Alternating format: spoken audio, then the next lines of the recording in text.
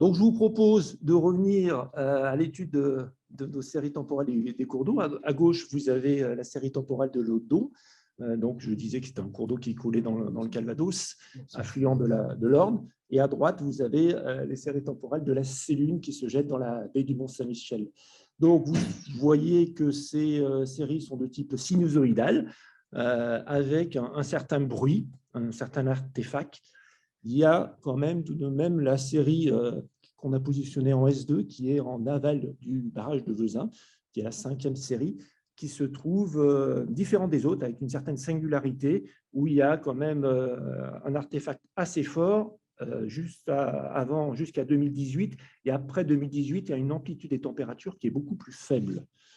On va retrouver cette idée sur la box plot, sur l'analyse des séries de la stat descriptive. Vous avez un beau box plot qu'on vous a proposé. Trois petites idées. La température moyenne de l'eau d'eau est un peu plus fraîche que celle de la Sélune, 11 à 12 degrés, et l'amplitude croît d'amont en aval, c'est-à-dire qu'au fil on avance dans le cours d'eau, les températures moyennes augmentent de plus 1 degré pour l'eau d'eau et plus 0,7 degré pour la Sélune. Quelque chose qu'on remarque et vous pouvez remarquer assez facilement, c'est la position de la sonde C2, les stats descriptifs sur le niveau de la sonde SE2, où on voit qu'il y a un certain nombre de valeurs qui vont en deçà de 0 degré et un certain nombre de valeurs qui vont au-deçà de 25 degrés. Preuve que la sonde n'a pas toujours été immergée. Je vous rappelle que c'est la sonde qui se trouve en aval du barrage. Nous avons choisi, comme je vous l'ai dit, de développer une analyse en composantes indépendantes pour isoler les principaux facteurs, les principaux composantes qui génèrent ces séries de températures. Donc, nous avons étudié 3 composantes. Vous les avez sous les yeux pour l'ACI. La composante 3, elle est de type saisonnier, avec une température qui semble se réchauffer l'été et une température plutôt fraîche l'hiver, donc plutôt assez simple à commenter. La composante 2 est récurrente, à une saisonnalité égale, mais reste un petit peu plus délicate à identifier. Quant à la composante 1, elle semble beaucoup plus difficile. Donc, dans ce travail, et c'est tout à fait nécessaire, c'est un travail de partenariat avec mon collègue hydrobiologiste. On a l'œil du statisticien et l'œil du connaisseur des températures qui va nous aider à identifier ces différentes composantes. Merci Bruno. Je ne suis pas hydrobiologiste, mais géologue. Je suis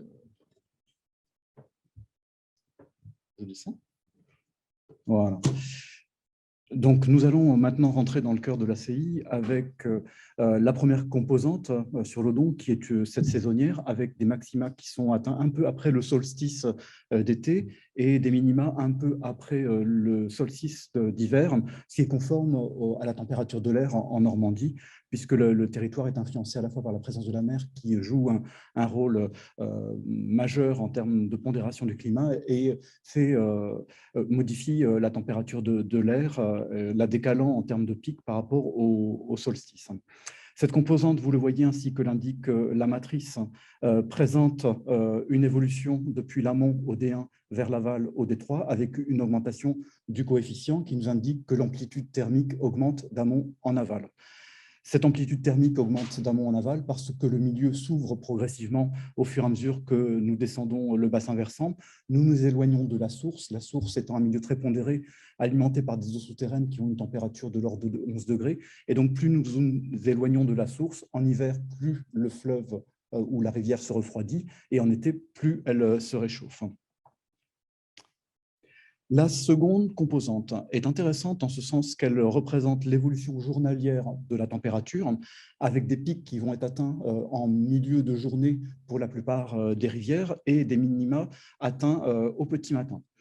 Vous avez une évolution qui est également saisonnière et qui est lié au fait que la Terre va avoir l'angle d'incidence du Soleil se modifier du solstice d'hiver au solstice d'été, la durée du jour augmenter et donc l'énergie reçue par la Terre augmenter, si bien que l'amplitude du signal augmente de l'hiver normalement jusqu'au solstice de juin.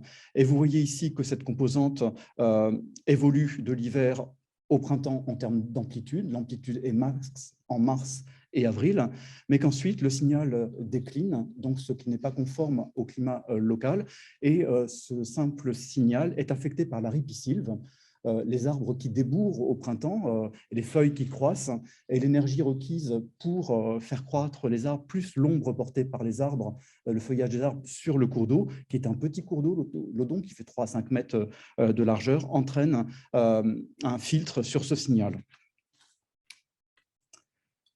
La composante journalière évolue également entre l'amont et l'aval, avec une amplitude plus forte en amont qu'en aval. Et surtout, nous avons dans la matrice de correspondance un changement de signe qui nous montre aussi la présence d'un déphasage. L'ACI repère le déphasage.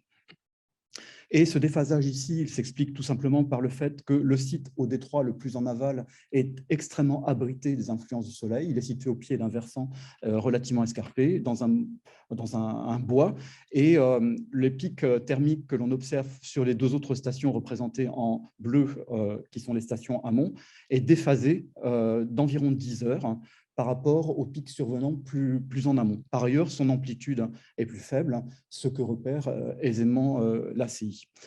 Le déphasage du pic est lié, ici vous le voyez, d'environ 10 heures entre les 2 pics, est lié non pas au fait que nous ayons un soleil de minuit en février en Normandie, mais tout simplement parce qu'il y a une propagation de l'onde de chaleur qui dévale le bassin versant de l'amont à l'aval, et chaleur accumulée par les parties amont du bassin, le site au détroit étant très à l'ombre.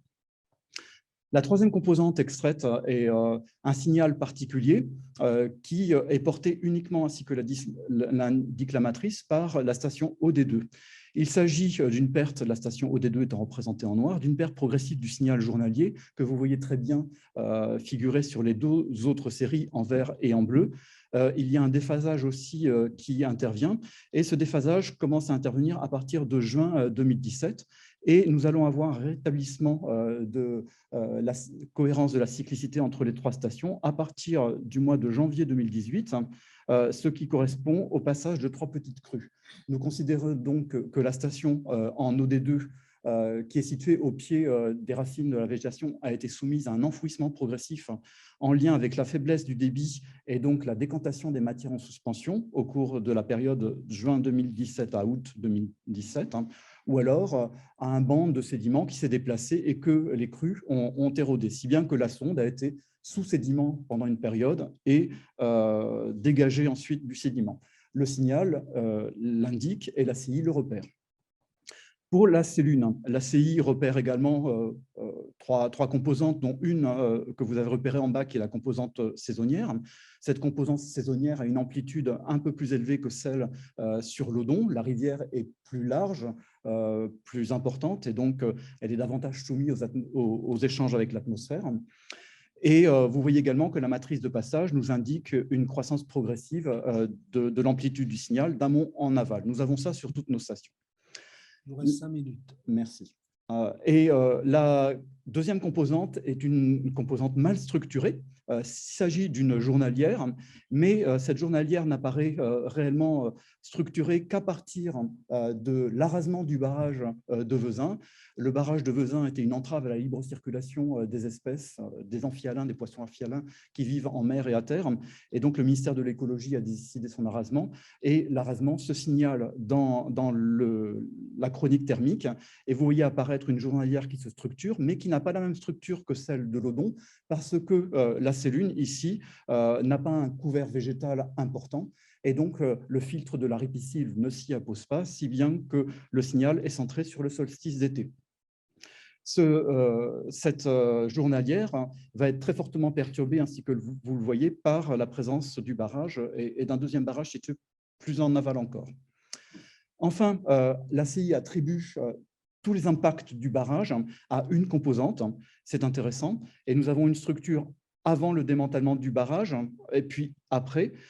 Nous avons dans cette structure un signal saisonnier qui présente une faible amplitude en été, qui correspond à un réchauffement des eaux de la cellule et à un léger refroidissement, mais pas toujours en hiver. C'est le rôle du plan d'eau en amont du barrage de Vezins, qui, exposé à l'atmosphère et à la radiation solaire, s'échauffe en été d'environ 1,5 degré. Donc là, ici, on a une capacité de déterminer le rôle d'un plan d'eau sur une chronique thermique. Une fois que nous avons franchi le démantèlement du barrage, vous voyez que le pic estival est orienté vers le bas. Il s'agit en fait d'un refroidissement qui intervient en été et un réchauffement en hiver. Le barrage a chassé des sédiments et les sédiments sont venus recouvrir notre sonde qui, cette fois-ci, a un comportement différent, ce que repère également l'ACI. Enfin, dernier élément intéressant à noter sur ces chroniques, c'est que durant les hivers 2014, 2015 et 2016, nous avons le signal erratique qui est très puissant au début de la chronique et qui disparaît ici. Et vous voyez qu'il disparaît progressivement au fur et à mesure qu'on avance dans le temps parce que EDF, sachant que le barrage allait être détruit, il a arrêté de turbiner au bout d'un moment. Nous avons été obligés, nous, l'État, de gérer la présence de sédiments pollués et donc de faire baisser la lame d'eau. Et à chaque fois que vous faites baisser la lame d'eau, vous changez la température dans le milieu. Et ce signal, donc ici, que vous voyez sans pic, est des périodes pendant lesquelles EDF ne pratique pas d'éclusée pour pouvoir turbiner et produire de l'électricité, ce qu'il fait ici abondamment.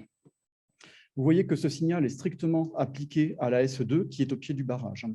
Pourquoi ne voit-on pas d'éclusée durant cette période de 2014, de l'hiver 2014 ou 2015 et autres?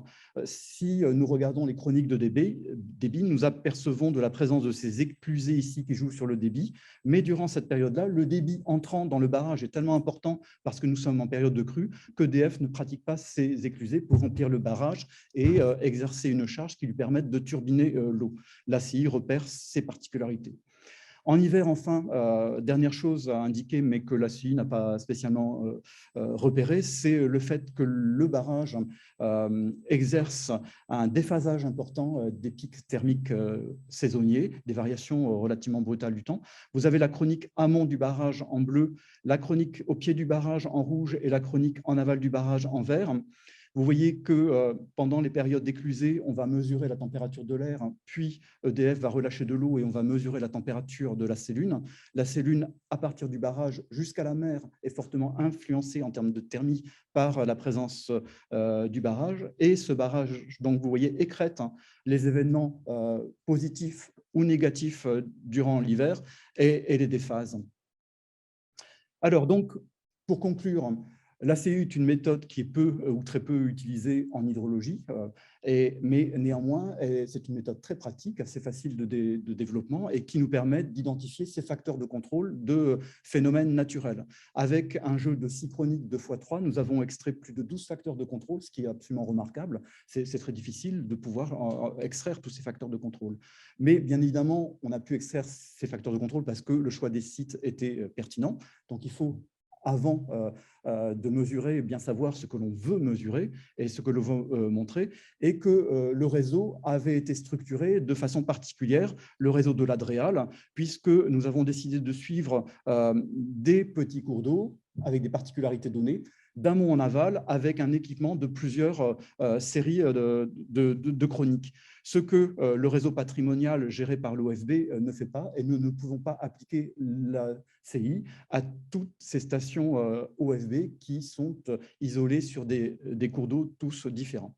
Et donc, ayant repéré les facteurs de contrôle, on sait aussi ceux que nous avons loupés, et donc on sait également le nombre de stations qu'il nous faudrait avoir sur l'Odon et la Cellune afin de pouvoir mesurer l'impact de la mer, l'impact des eaux souterraines, et ce que l'on n'a pas réussi à mettre en évidence ici. Je vous remercie. Merci beaucoup. Bonjour à tous.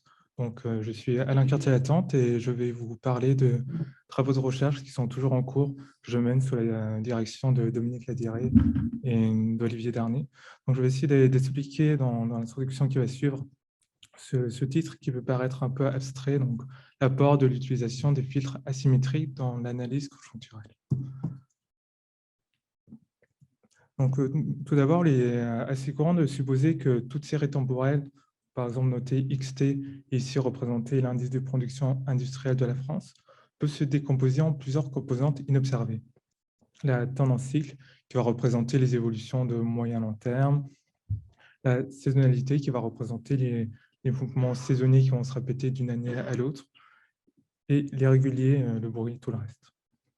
Donc moi, dans mon étude, je me suis essentiellement intéressé à l'extraction de la tendance cycle. La majorité de ces méthodes sont appliquées sur des séries qui sont généralement sans saisonnalité.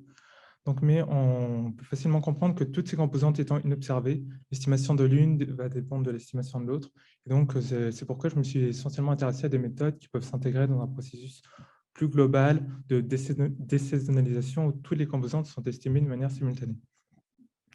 Donc, dans ces méthodes d'extraction de tendance cycle et de désaisonnalisation, les moyennes mobiles ou les filtres linéaires sont vraiment omniprésentes.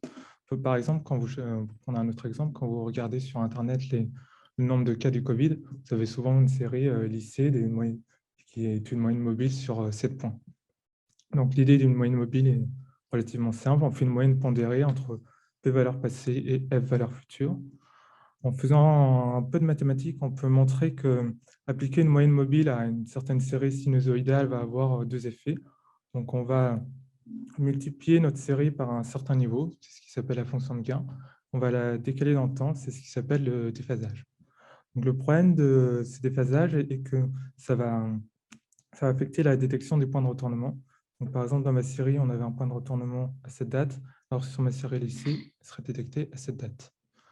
Donc, la bonne nouvelle est que généralement, on utilise des moyennes mobiles dites symétriques. Donc, on utilise autant de points dans le passé que dans le futur, la même pondération dans le passé que dans le futur. Et dans ces moyennes mobiles symétriques, on n'a pas de déphasage et donc pas de problème dans la détection des points de retournement. Mais le problème vient quand on va faire des estimations en temps réel. Donc, on ne connaît pas forcément les points dans le futur. Donc, on est obligé de s'appuyer sur des filtres dits asymétriques.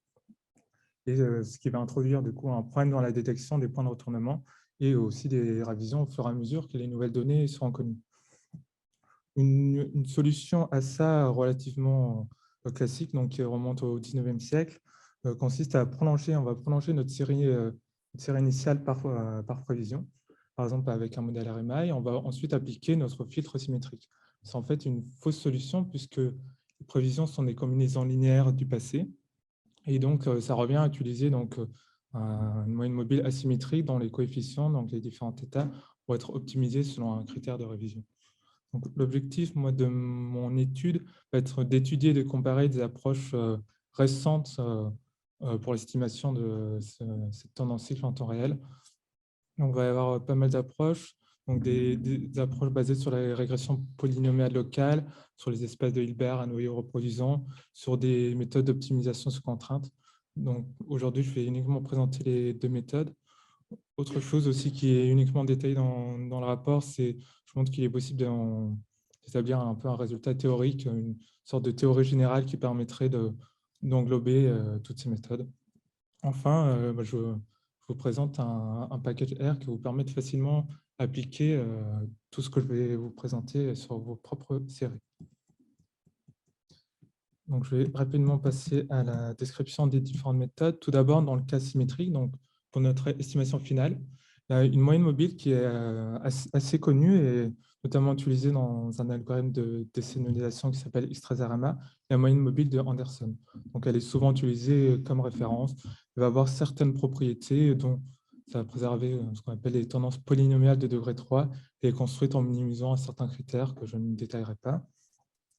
Généralement, sur des séries mensuelles, donc, des séries que je me suis intéressé dans mon étude, on applique moyenne mobile dite de 13 termes. Donc, pour estimer la tendance à la date T, on utilise 6 points dans le futur et 6 points dans le passé. Donc, je vais maintenant passer aux autres méthodes qui permettent en fait de retrouver ce cas symétrique donc pour l'estimation finale. La première méthode est basée sur les polynômes locaux. Donc, je vais d'abord m'intéresser au cas symétrique, donc lorsqu'on connaît autant de points dans le passé que dans le futur. L'idée est relativement simple. On va localement approcher notre notre tendance par un polynôme local de degré D. Et pour estimer cette tendance, on va utiliser h point avant t et h point après t. L'estimation est faite par des moines carrés pondérés. Donc, l'idée des pondérations est que pour estimer la tendance cycle à la date t, on va accorder plus d'importance aux observations qui vont être proches de t que celles qui sont loin de t. Donc, on peut montrer que c'est équivalent à appliquer donc, une moyenne mobile symétrique. Et on retrouve notamment notre filtre d'Anderson en utilisant certaines pondérations et en utilisant l'approximation polynomiale de degré 3. Donc, maintenant, on se pose la question de qu'est-ce qu'on fait pour l'estimation en temps réel lorsqu'on ne connaît pas h point dans le futur. La première idée assez naturelle va être de dire on fait exactement la même chose, mais en utilisant moins de points dans le futur. C'est ce qui s'appelle la méthode directe asymétrique. En fait, donc on peut montrer que c'est équivalent à minimiser les révisions sous des contraintes similaires. Ça va être en théorie sans biais, mais on va le voir en pratique, il va y avoir énormément de variance. Et c'est notamment une méthode qui est utilisée dans un algorithme de désignalisation basé sur le LOS qui s'appelle STL. Donc, pour éviter ce problème de variance, l'idée des auteurs est de faire un compromis biais-variance. Donc, on va toujours chercher à minimiser les révisions, mais sous des contraintes plus faibles. C'est-à-dire qu'on va avoir trois méthodes qui vont avoir un peu la même idée. La première, donc, la méthode linéaire constante, on va supposer qu'en fin de période, notre tendance est une droite. On va imposer que notre filtre, une moyenne mobile asymétrique, va préserver sans biais que les constantes. On va donc avoir un léger biais. Même idée pour les deux autres méthodes. Donc, quadratique linéaire, on va supposer qu'en fin de période, notre tendance est de degré 2 et on impose que notre moyenne mobile asymétrique ne reproduise que les tendances de degré 1. Donc, on peut aussi montrer que en fait, ces différentes méthodes doivent être calibrées par un certain paramètre qui est assez connu des gens qui font de la désaisonnalisation, mais je ne vais pas le détailler. L'avantage de ces méthodes est que les modèles sont relativement simples, on peut facilement les expliquer. Un des problèmes est que mon objectif était de contrôler le déphasage, donc le délai dans la détection des points de retournement, et c'est ce qui n'est pas fait dans cette méthode. On peut montrer qu'il est possible de généraliser cette méthode en rajoutant un autre critère. Donc, c'est décrit dans le papier, c'est ce qui est implémenté dans le package.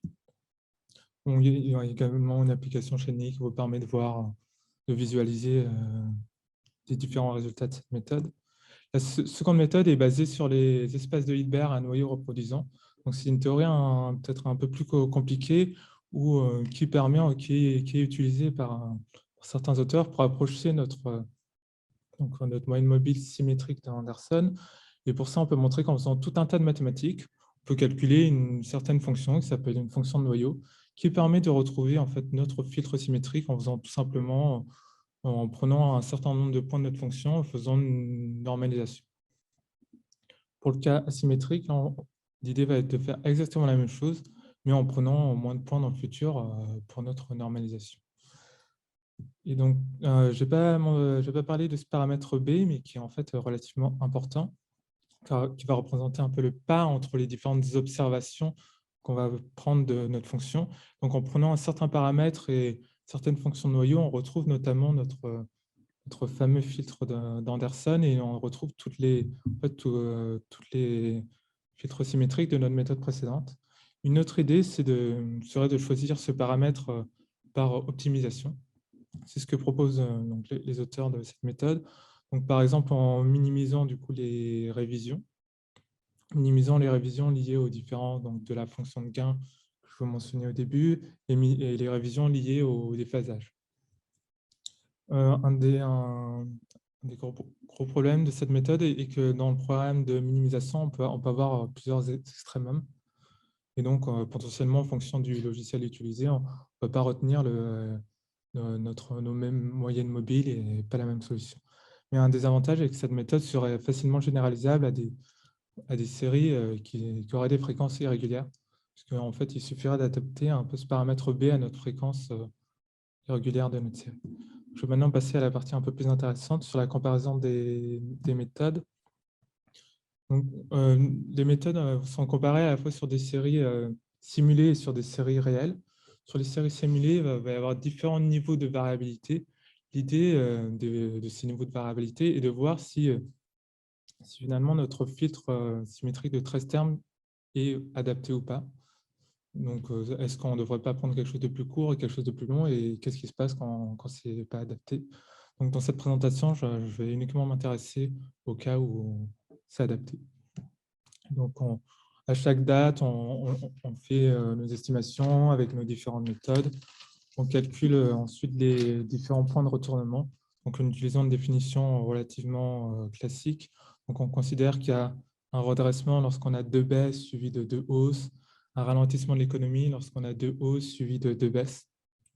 Le déphasage va être le temps nécessaire pour détecter le bon point de retournement sans révision.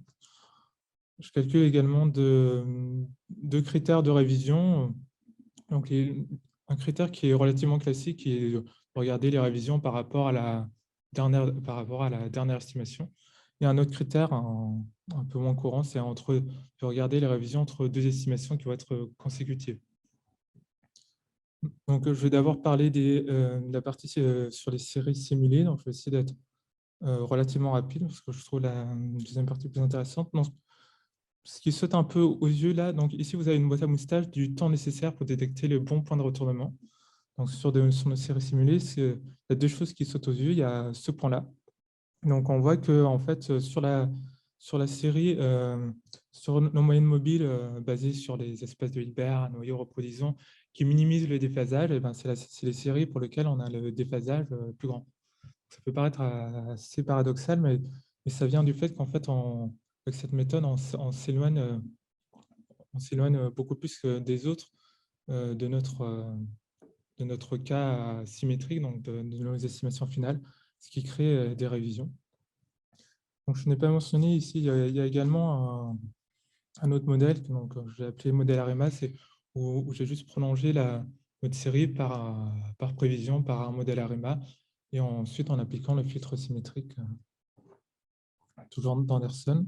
Donc, peu de choses qui sautent un peu aux yeux et que cette méthode paraît la meilleure. Donc, c'est un filtre RKHS où on avait minimisé certaines conditions.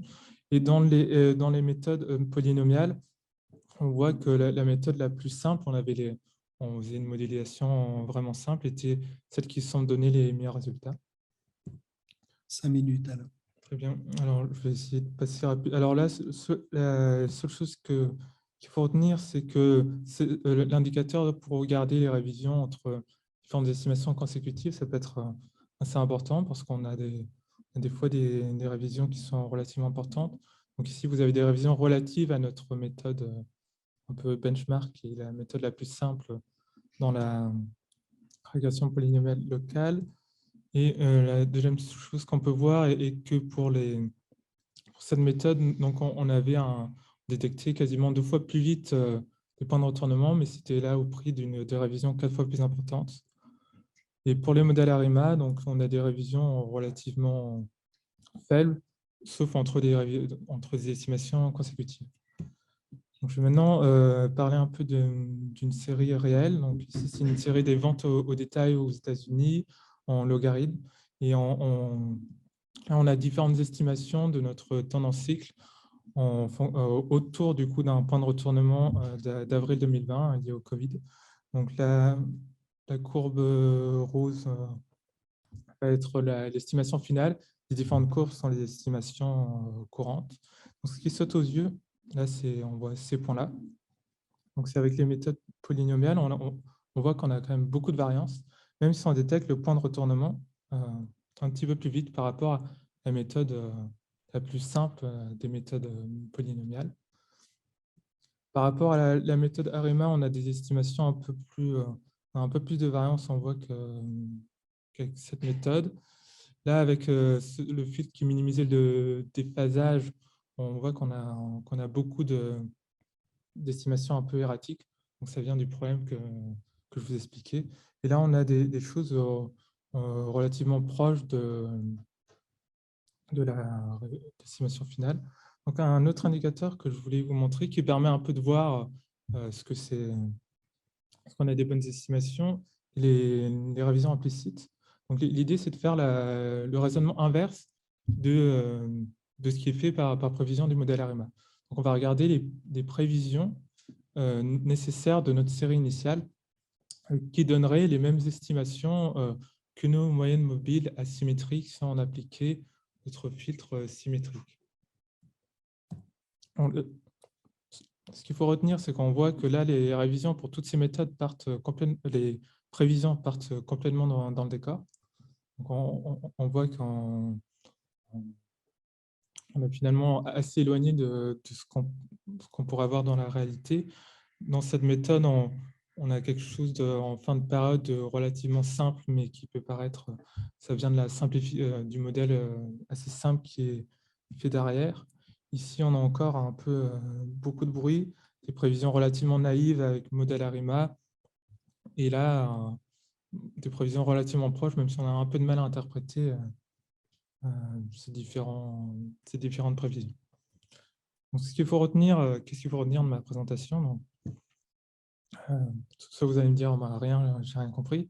Soit ce qu'il faut retenir, c'est que donc là un petit résultat un peu compliqué, mais qui en fait va nous aider dans la suite des recherches, quand on peut simplifier l'axe de recherche pour la construction de moyennes mobiles asymétriques.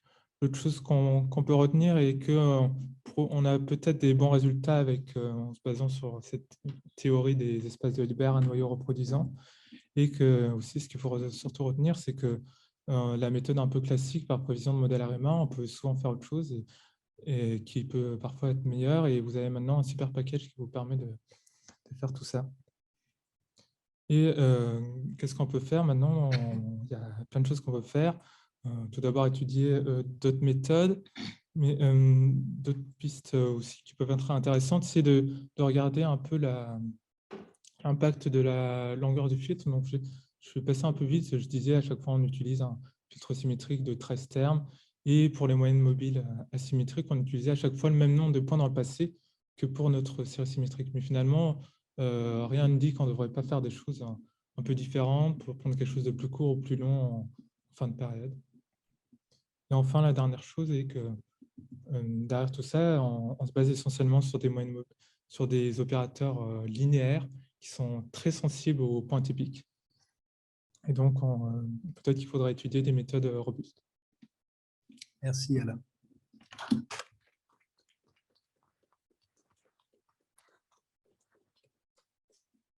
Bon, c'était un petit peu technique et ça ne va pas s'arranger.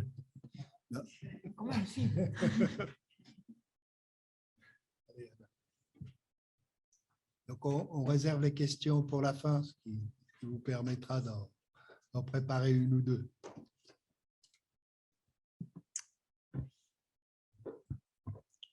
Bonjour, je m'appelle Anne Nasmik, je travaille au département des méthodes statistiques de l'INSEE, où je m'occupe je ne sais pas si je parle assez peut-être parler un petit peu plus près, pardon. Je m'occupe de méthodologie de traitement de la saisonnalité. Donc, pour faire très court, j'aide les gens à produire des séries CVS-CGO. Donc, excusez-moi, je n'arrive pas trop à me caler. Pardon. Donc, ma présentation, là, son titre, c'est « Désaisonnalisation de séries longues, l'apport de modèles structurels ». Donc, les séries longues et la longueur de série en général, c'est une problématique qui est très classique en série temporelle. D'ailleurs, vous vous en souvenez, c'était déjà l'objet d'une présentation à laquelle avait collaboré Alain aux précédentes GMS. Donc, ici, on va voir le principe un peu de la désaisonnalisation dont Alain a déjà parlé et les problèmes de longueur de série, et regarder quelles sont par rapport à ces problématiques de longueur d'estimation les rigidités des algorithmes qui sont usuellement utilisés.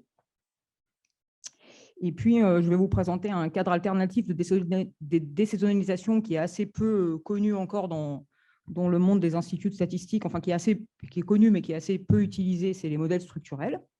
Ensuite, nous ferons quelques petits éléments de comparaison entre ces algorithmes et vous apporterai deux illustrations empiriques. Donc, pour désaisonnaliser, il faut décomposer la série en composantes inobservables. Donc là, c'est ce qui a été vu à la présentation précédente, je ne reviens pas dessus. Et donc, pour ce faire, il y a divers algorithmes et j'en présenterai donc 3 pour la suite. Alors, quelles sont les difficultés d'estimation liées à la longueur de série? La plupart du temps, tout de même, il faut signaler qu'on a des séries trop courtes. C'est ce dont les gens se plaignent le plus. Donc ça crée une instabilité des estimations, voire une impossibilité d'utiliser les algorithmes. Mais dans les instituts statistiques, il y a aussi des séries très longues qui, justement, sont maintenues par les institutions parce qu'on tient à une comparabilité de longue période. Et le problème, c'est qu'au fil du temps, le processus générateur de données évolue en même temps que les institutions et les comportements. Par exemple, le travail du dimanche qui se généralise pour les effets de calendrier ou la consommation de produits frais qui est de moins en moins saisonnière. Donc, en plus, ces séries, elles peuvent avoir des ruptures possibles avec des rétropolations ou pas de rétropolation. Donc, les algorithmes de désaisonnalisation qui sont couramment utilisés dans les instituts nationaux de statistique appartiennent à deux familles. La famille des X11, X12, X13 ARIMA et la famille Tramosits. Donc, à l'INSEE, vous le savez peut-être, on privilégie plutôt la famille X13 ARIMA.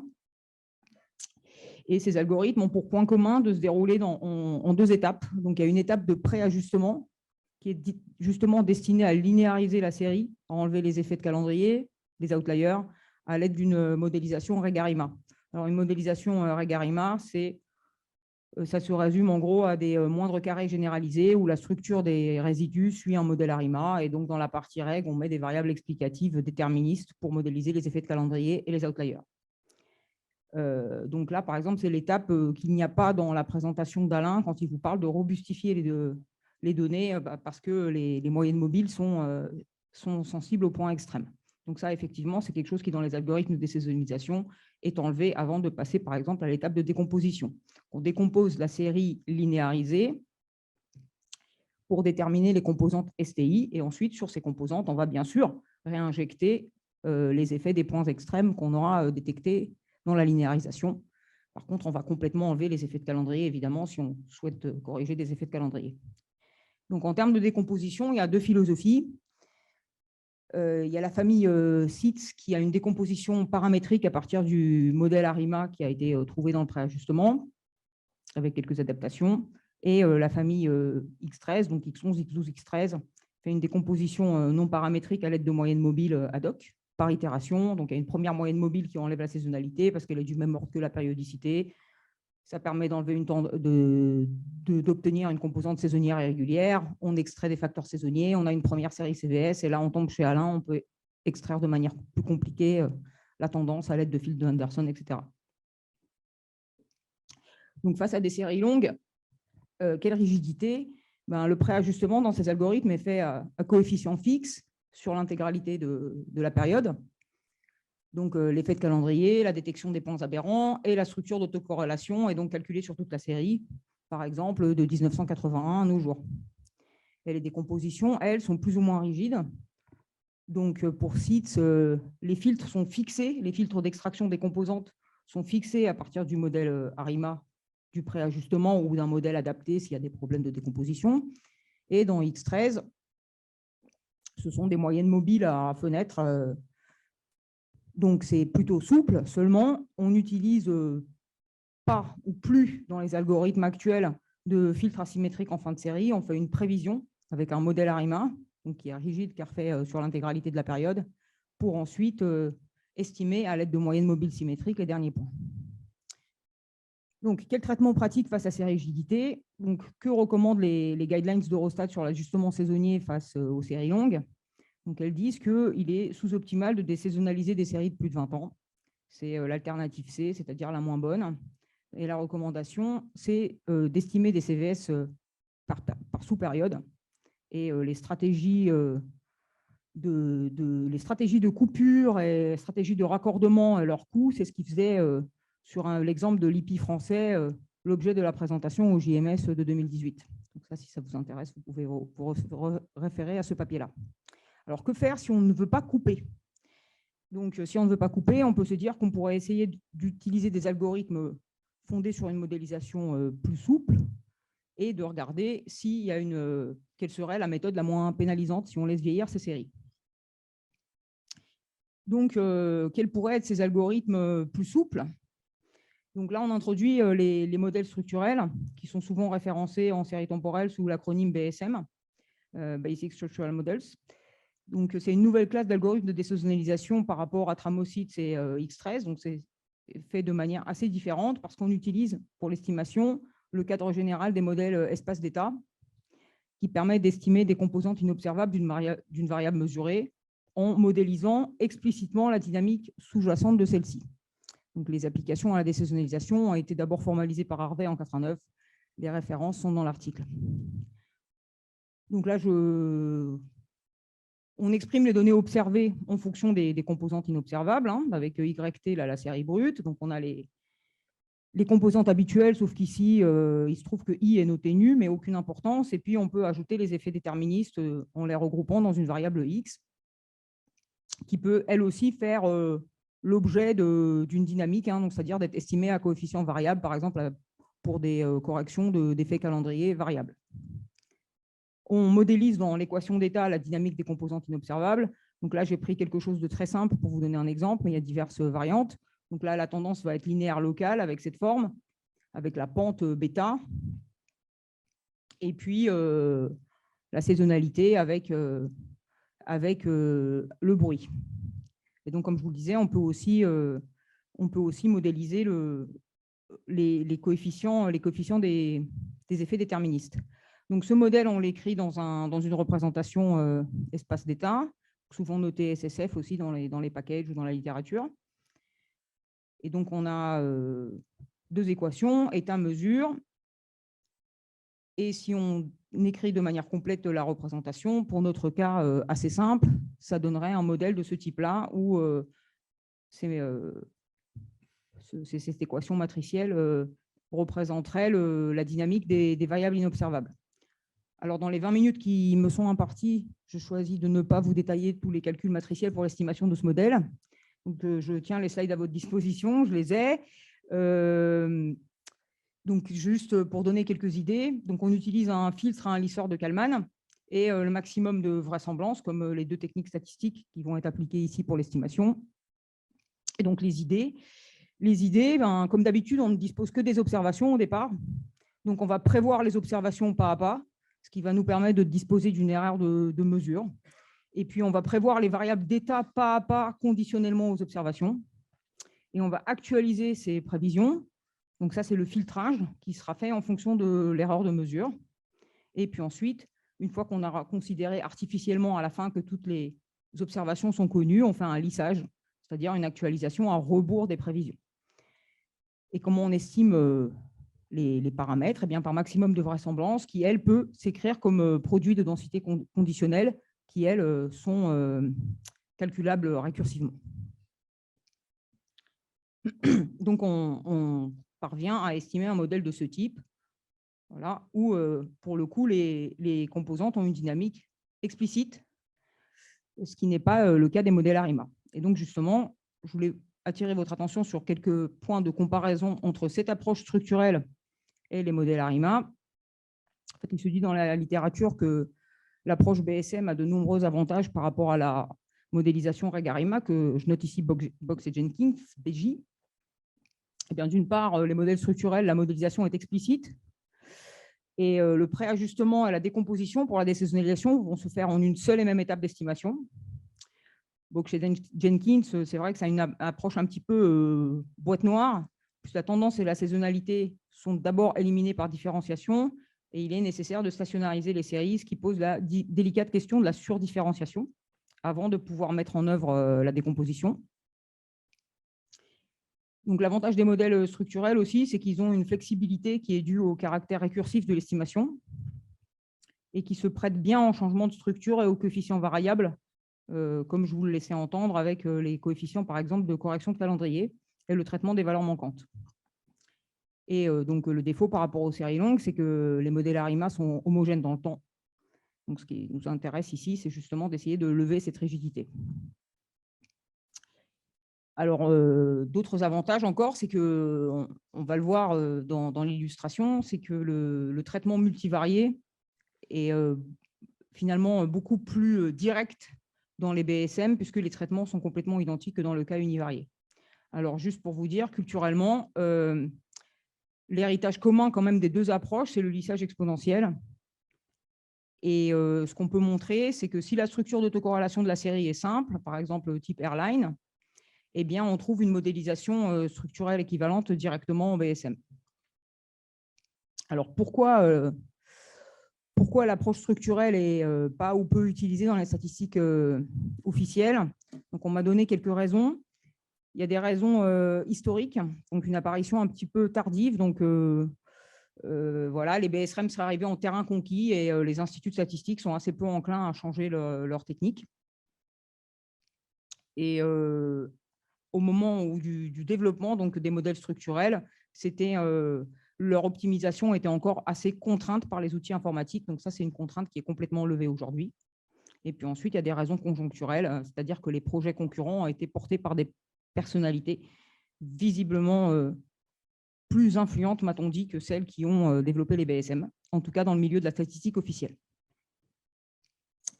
Donc, une première illustration de l'utilisation de ces modèles structurels, c'est la rupture de profil saisonnier. Alors là, on définit un seasonality break, c'est-à-dire que c'est une rupture soudaine du profil saisonnier dans son ensemble, à ne pas confondre avec le classique seasonal break que l'on traite avec un seasonal outlier quand on le fait, parce que ça reste tout de même assez rare. Et donc, dans le seasonal outlier, on a une rupture sur une période et le reste est uniformément réalloué sur les autres périodes dans l'année, alors que là, on cherche à détecter un choc sur la composante saisonnière dans son ensemble, ce qu'on fait sur les résidus lissés par le filtre de Kalman globalement. Donc là, on utilise l'approche de Young 98 qui a été généralisée par Palat en 2021 et présentée au NTTS. Reste 5 minutes, Anna. Très bien. Donc, la position de la rupture du profil saisonnier est automatiquement identifiée grâce à cette statistique de test que vous pouvez retrouver dans la présentation NTTS. Et ensuite, une fois que la rupture a été détectée, on peut remodéliser la série, par exemple avec une seule tendance, mais deux saisonnalités différentes, et réécrire le modèle en forme multivariée. Et dans ce cas-là, en estimant ce modèle-là, on n'aura pas de problème de raccordement de tendance et de série CVS. Je vais vous donner un exemple. Donc ça, c'est un exemple assez extrême mais réel. C'est la production du sucre en Belgique, qui connaît une rupture majeure du profil saisonnier pour des raisons techniques à la fin de l'année 86. Donc, si on fait des essais de désaisonnalisation classique, même en autorisant toutes sortes d'outliers, on obtient donc, comme vous le voyez sur le tableau de droite, énormément de points aberrants et puis un saut de tendance qui n'a pas tellement lieu d'être.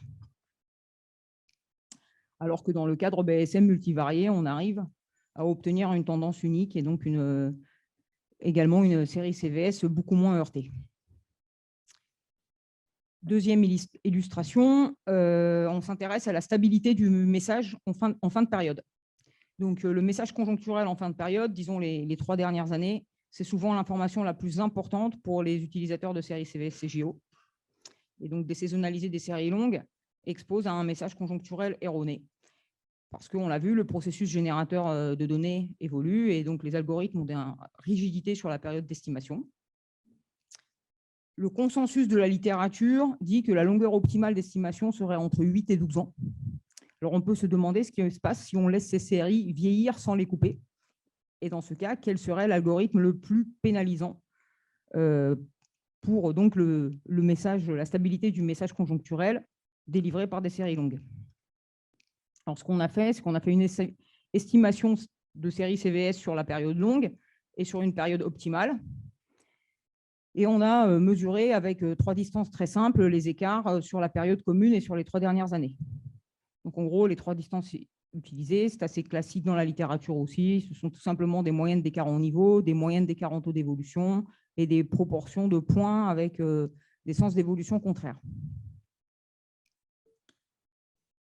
Donc, ce qu'on a utilisé, c'est des séries mensuelles de l'IPI, un peu comme tout le monde, et des séries aussi mensuelles de soldes d'opinion d'enquête de conjoncture dans l'industrie. On les a prises sur la période 90-2019. Elles avaient la même longueur dans les 2 cas. Et donc 2019, parce qu'on a voulu s'affranchir du problème des séries impactées par le Covid, parce que là, c'est toute une autre classe de problèmes. Donc, on a aussi utilisé dans le cas de l'IPI des séries, donc les séries de soldes d'opinion n'ont pas, du fait de du questionnement, n'ont pas d'effet de calendrier. Et toutes les séries, en tout cas, ont été linéarisées pour uniquement se focaliser sur les différences de méthodes de décomposition.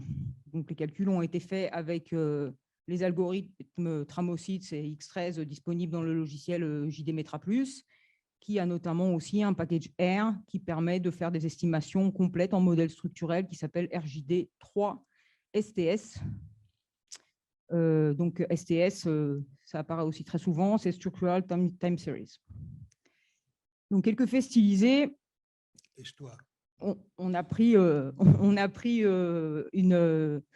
des séries assez typiques. Donc là, une série de LIPI très saisonnière, hein, qui a une structure d'autocorrélation airline. Donc là, en calculant les indicateurs, on s'aperçoit que déjà les écarts sur les indices entre les trois méthodes sont très, très faibles. Et les résultats des BSM de Tramosits sont très proches, ce qui paraît assez normal vu que la structure d'autocorrélation, c'est justement un airline et qu'un BSM, c'est une sorte de airline à coefficient variable. Et on constate tout de même une plus grande stabilité de décomposition avec X13. Ensuite, on s'est dit, on va prendre une série avec une structure d'autocorrélation plus riche qui a à peu près, je ne vous remets pas le graphique, le même profil global que la précédente. Là, on a toujours une plus grande stabilité de X13, et les BSM produisent moins d'incohérences que Tramosits sur ce type de série-là. Et ensuite, là, je suis obligé de me dépêcher, on est passé aux séries de soldes d'opinion qui, elles, ont un profil très différent, où les variations de tendance sont beaucoup plus importantes. Donc là, c'est la production passée dans les autres industries, et avec une structure d'autocorrélation plus complexe que le airline. Donc ça, c'est un peu le mauvais cas pour les BSM qui produit les résultats les moins stables. Et c'est toujours la méthode X13 qui donne la décomposition la plus stable entre l'estimation courte, l'estimation longue, pardon, et l'estimation optimale. Donc, sur la stabilité du message en fin de période, si on se focalise sur les différences de décomposition, X13 non paramétrique semble vraiment donner les meilleurs résultats par rapport à des modélisations explicites, donc qui sont proches pour des structures d'autocorrélation simples. On aurait pu certainement attendre des résultats plus stables par rapport à une modélisation Arima-Fix avec les BSM, mais on trouve très facilement des contre-exemples. Bon, là, évidemment, une généralisation serait très, très difficile. Hein. Ce ne sont que des faits stylisés parce que même si on utilise un très grand nombre de séries réelles ou simulées, il y aura toujours des contre-exemples avec d'autres séries réelles. Donc, en conclusion, face aux rigidités des algorithmes usuels et face à l'évolution du processus, on a décidé d'utiliser un cadre alternatif pour la désaisonnalisation, un cadre donc avec une modélisation plus récursive, plus souple, les modèles structurels. Donc, ces modèles structurels permettent un traitement unifié de la saisonnalité, préajustement et décomposition en une seule étape, avec surtout une modélisation explicite des composantes. Il semble être une solution très intéressante pour traiter les séries longues avec rupture de profil saisonnier. Et ça se voit beaucoup dans la littérature. C'est aussi un cadre qui est très repris pour traiter les corrections de jours ouvrables variables. Mais côté décomposition, en termes de stabilité du message conjoncturel, on n'a pas d'apport par rapport à Tramosits et X13. Et sur ces critères de stabilité, X13 semble être la méthode la moins pénalisante. Voilà. Merci de votre attention. Et donc, je vous laisse juste une page de publicité, quelques secondes. Je suis quasiment dans les temps à 2 minutes près. C'est parfait.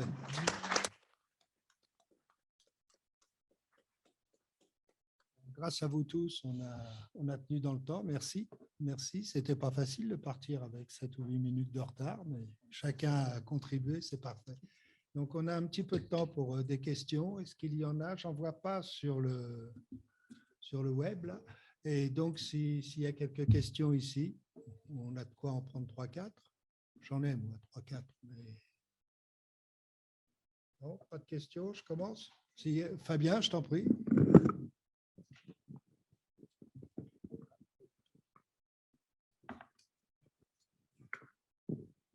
Merci Dominique. Merci beaucoup pour cette présentation, très, très intéressant. Moi, j'avais une question pour Alain, ça ne surprendra pas Dominique. c'est pour bien comprendre là, dans les différentes méthodes dont tu as montré les résultats. Si j'ai bien compris, il y en a une où tu prends explicitement en compte un critère sur le fait de minimiser le déphasage, c'est ça, par rapport aux autres. Et du coup, si j'ai bien compris aussi, c'est la méthode qui certainement te donne les meilleurs résultats en termes de déphasage, mais par contre qui est moins efficace en termes de stabilité et donc notamment de minimisation des révisions. Est-ce que du coup, tu peux jouer sur l'importance de ce critère dans le programme d'optimisation, enfin dans le critère d'optimisation que tu utilises pour définir tes filtres? Et ma deuxième question, c'était par rapport aux méthodes à noyau. Il me semble que tu as dit que une façon de jouer sur le critère, enfin sur l'optimisation plus ou moins bonne, en l'occurrence, de mémoire, c'était une des méthodes qui donnait les moins bons résultats en termes de déphasage, c'était de jouer sur le paramètre B, qui, me semble-t-il, s'apparente à ce qu'on appelle les largeurs de fenêtre.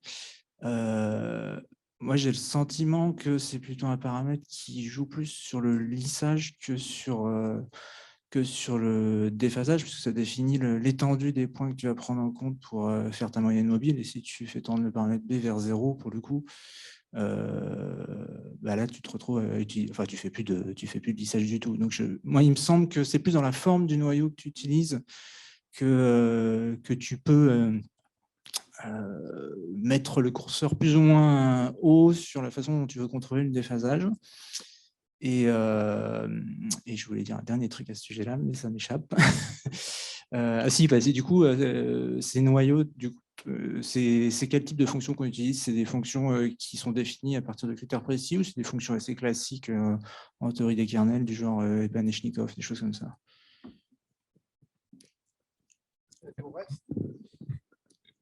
Est-ce que vous... Bon, j'ai l'impression que le micro marche. Donc, par rapport, je vais commencer par la fin. Donc, c'est effectivement des noyaux relativement classiques. Donc, tout ce qui est B-weight, Ray-weight, Pachnikov et Gaussien, etc. Et donc, concernant le paramètre B, donc ça, c'est pas quelque chose que... c'est pas une invention de ma part. Le fait de l'optimiser par rapport à certains critères, c'est ce que les auteurs proposent. Donc, c'est un peu détourner ce paramètre pour en faire autre chose. Et c'est un peu l'idée, c'est de le choisir optimalement selon un autre critère. Et donc, ça peut paraître un peu peut-être paradoxal, mais il est borné pour éviter aussi ce genre de problème. Donc, ils ont trouvé un peu un outil pour pouvoir faire de l'optimisation en plus pour finalement un peu mieux calibrer les moyennes mobiles qui vont suivre. Du coup, donc, si j'ai bien compris, la première question, c'était du coup sur les méthodes polynomiales, de savoir comment greffer un autre critère.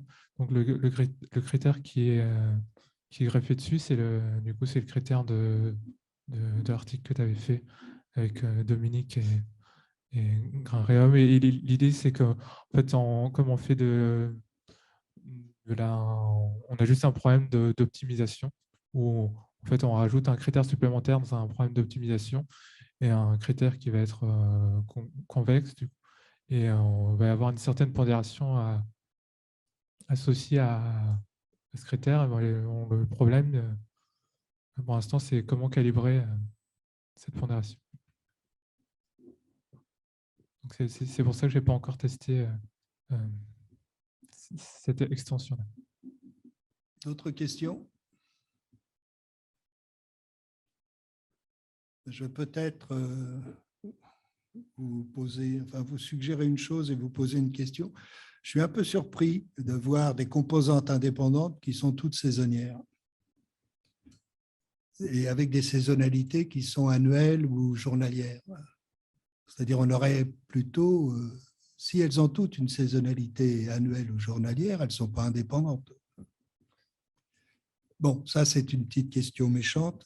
Une suggestion aussi, là, tout à l'heure, je vous conseille d'aller à ce séminaire, si vous pouvez, pour voir ce qui existe en termes de désaisonnalisation, c'est-à-dire d'estimation de…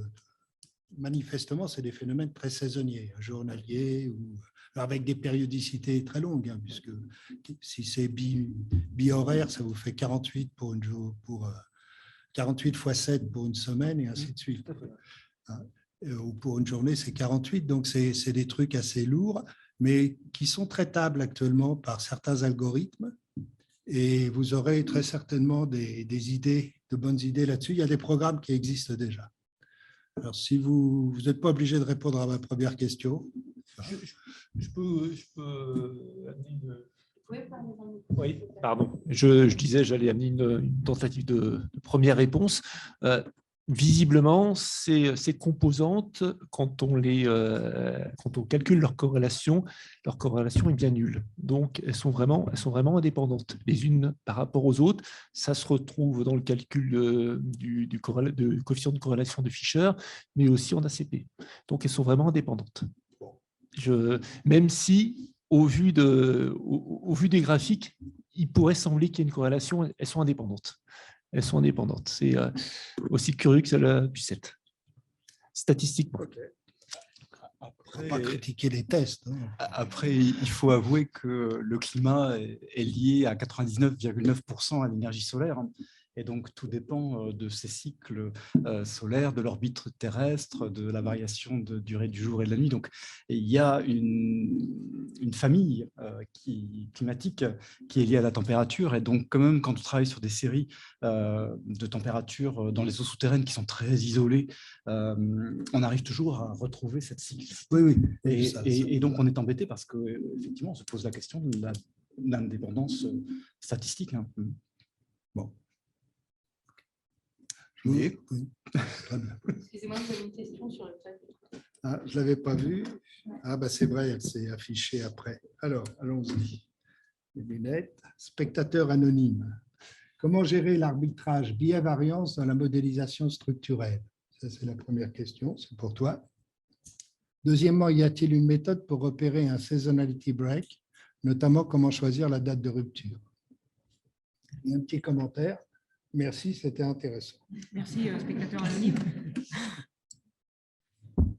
Merci, spectateur anonyme. Alors, le début biais-variance, là, il faudrait que je vois exactement à quoi se réfère dans les estimations.